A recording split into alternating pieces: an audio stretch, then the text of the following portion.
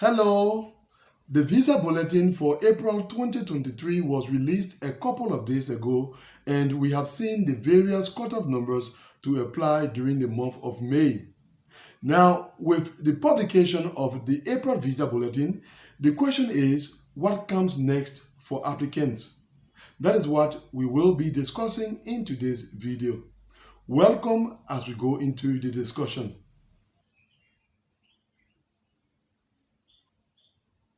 So yes, the visa bulletin for April 2023 is posted on the official website of the Bureau of Consular Affairs. And as we saw in the last video, there are new case numbers that just became current, joining other case numbers that were previously current with the publication of the April visa bulletin. With that, let's consider the example of the Africa region. The cutoff number for the Africa region for April 2023 was established at 50,000, meaning that before the release of the April visa bulletin, only applicants with case numbers beginning at case number 1 to case number 49,999 from the Africa region were eligible for interview. Then the April visa bulletin was released, and we saw that the new cutoff number to apply during the month of May was established at 60,000. So, since the release of the April visa bulletin, in addition to the case numbers that I mentioned earlier, that is from case number 1 to case number 49,999, we now have new case numbers up to case number 59,999 that have become eligible for interview, but this time for the month of May. Now, right after the visa bulletin is released, it may be the same day or beginning the next day, cases that have met the conditions that I spoke about in the last video begin to receive their interview notifications. In the case of the April visa bulletin, it was released on Wednesday. So, beginning that same Wednesday, or the next day, which was Thursday, interview notifications began to be sent out to applicants whose cases have met those conditions. And some of you watching this video have already received yours. So the importance of the release of the visa bulletin is not just for us to know the cutoff numbers that will apply during the coming months, but perhaps more importantly, the release marks the beginning of the sending out of new interview notifications to cases that have met the relevant conditions. So, in case your case has met the conditions for your interview to be scheduled, then go and verify whether your interview notification has not already been sent. Because as I said, some of those who have already checked have seen that their interview notification has been sent. Now, you are not going to check just once, because it is not a one day or a few days thing.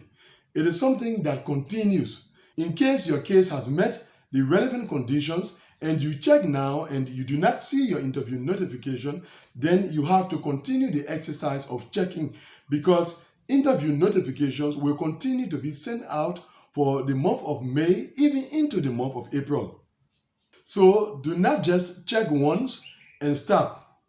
Now, I have been speaking about the conditions that your case has to meet in order for your interview to be scheduled.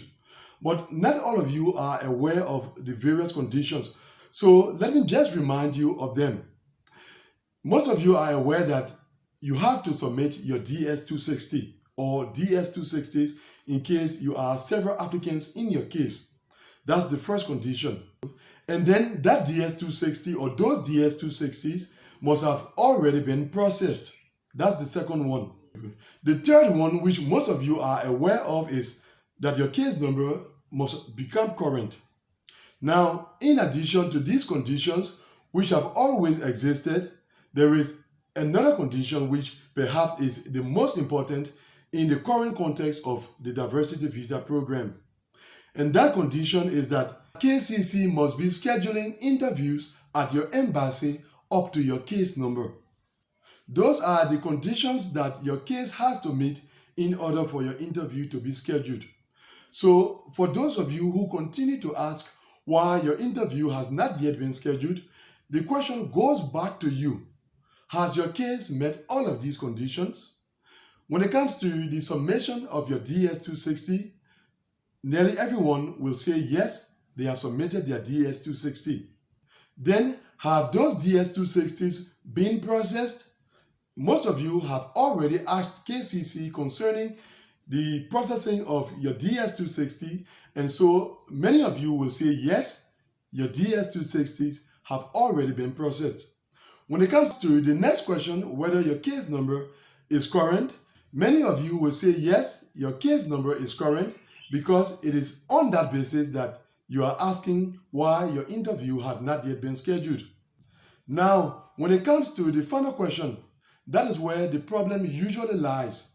Has scheduling of interview at your embassy reached your case number? That's the issue. So it is not just about your case number becoming current or being current, or that you submitted your DS-260 many months ago. If your case does not meet that final condition, that is interview scheduling at your embassy has not gotten to your case number, then your interview will not be scheduled. Now, how soon scheduling of interviews at your embassy gets to your case number will depend on how fast your embassy is interviewing those cases that are assigned to it. In case they are interviewing cases at a fast rate, then you can expect your interview to be scheduled soon enough. But if their pace of interviewing the cases that are assigned to them is slow, then it's going to take some time for them to get to your case number for your interview to be scheduled. And don't forget, there is a time limit attached to this exercise. So in case by August or early September, interview scheduling at your embassy does not get to your case number, then it means that your case will not be scheduled for interview before the September 30th deadline, and you will miss out on immigrating to the United States on the basis of your DV 2023 selection. So that is how it works. With the release of the April Visa Bulletin, what comes next is the sending out of interview notifications by KCC for May interviews and the receiving of those interview notifications by applicants. But in order for you to be one of such applicants, your case must meet not one or some, but all of those relevant conditions. Which brings us to the end of today's discussion. Thanks for watching this video.